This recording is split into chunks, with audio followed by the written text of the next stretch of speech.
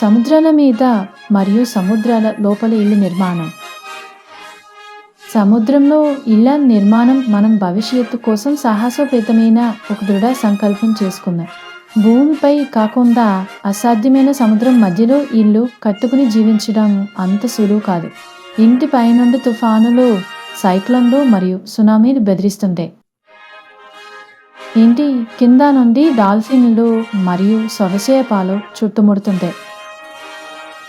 ఈ ప్రకృతి యొక్క క్రూరమైన శక్తులను తట్టుకునే ఇళ్లను మనిషి ఎలా సృష్టించగలదు? ఈ రోజు నేను అంటార్కిటికా యొక్క మంచు నేపథ్యంలో రష్యా మరియు యునైటెడ్ స్టేట్స్ మధ్య సహకారం నుండి పుట్టిన ప్రమాదమైన ప్రయోగాత్మక దృష్టిలోకి ప్రవేశిస్తున్నాం. ఇది కేవలం మనిషి మనుగడ గురించి మాత్రమే కాదు, కరుగుతున్న అంటార్కిటిక్ మంచు మన గ్రహం యొక్క ఆకారాన్ని భవిష్యత్తులో ఎలా మార్చగలదో చెప్పే ప్రయత్నం. ఎందుకంటే ఒక్కసారి అంటార్కిటిక్ ఖండంలో మంచు మొత్తం కరిగిపోతే ఈ భూమిపై నీరు తప్ప ఎక్కువ నేల కనిపించదు. అందుకే మనకు సముద్రాల్లో ఇల్లు నిర్మించుకోవడం తప్పనిసరి. సముద్రంలో ఇల్లు నిర్మించడం ఒక ముఖ్య సూత్రంతో మొదలవుతుంది. ఈ నిర్మాణాన్ని హింసాత్మక తుఫానులు, ఎత్తైన అలలు మరియు సునామీల అనూహ్య శక్తిని కూడా తట్టుకోవాలి. మరి ఇంత భయంకరమైన వాతావరణంలో మనం దాన్ని ఎలా నిర్మిస్తాం? ముందుగా పునాది వేయడం.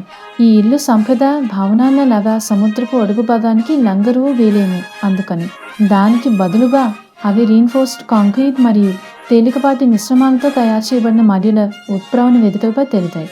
ఈ ఇంటి నిర్మాణాలు అలలతో వంగి పైకి లేస్తాయి, తుఫాన్ల శక్తిని ప్రతిఘటించడానికి బదులుగా శోషించుకుంటాయి. దాన్ని వంగే ఉండే మరియు విరిగిపోని ఓడలా అనిపిస్తుంది. తుఫానులు మరియు సునామీలను ఎదుర్కోవడానికి డిజైన్ లోతైన నీటి అడుగున స్టెబిలైజర్లను కలిగి ఉంటుంది. భారీ కీల్స్ లాగా గాలులు గంటకు 150 మైళ్ళ వేగంతో వీచినప్పటికీ నిర్మాణాన్ని స్థిరంగా ఉంచుతాయి.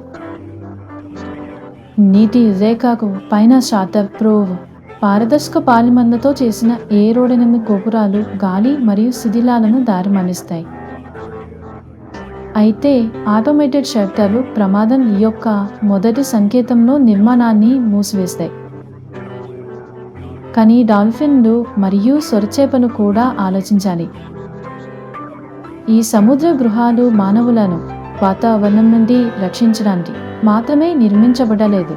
మనం సముద్ర జీవులతో సహజీవనం చేయాలి. మరి సమస్యను ఎలా పరిష్కరించాలి? సోనార్ అడ్డంకులు మరియు రీన్ఫోర్స్డ్ హల్స్ కలయిక. తక్కువ ఫ్రీక్వెన్సీ ధ్వని తరంగాలు ఆసక్తిగల డాల్ఫిన్లు మరియు దూకుడు సచేపలను వాటికి హాని కలిగించకుండా శాంతముగా అడ్డుకుంటాయి.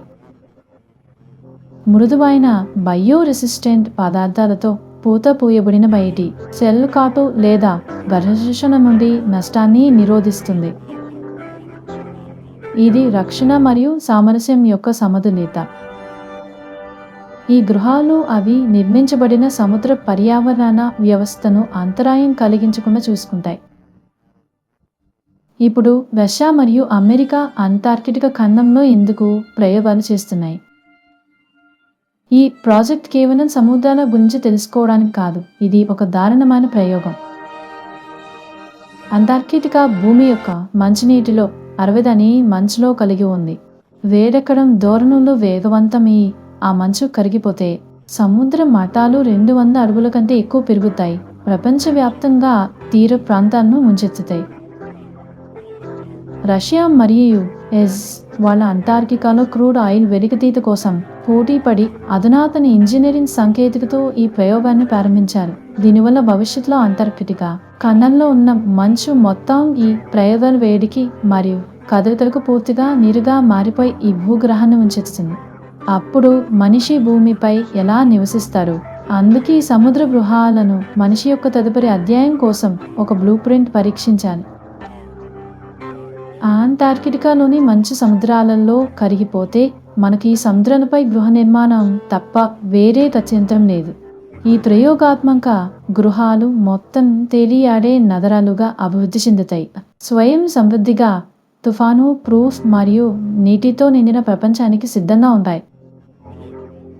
తుఫాను నిరోధక వేదికల నుండి డాల్ఫిన్ సురక్షిత అడ్డంకుల వరకు సముద్రంలో ఇళ్ల నిర్మాణం ఆవిష్కరణ యొక్క సరిహద్దులను నెట్టివేస్తుంది. ఇది ఒక సాహసోపేతమైన ప్రయోగం. భవిష్యత్తు ఎలా ఉన్నా మనం ఎలా జీవిస్తామో అనే దానికి దీని ద్వారా తిరిగి నిర్వచించగలం.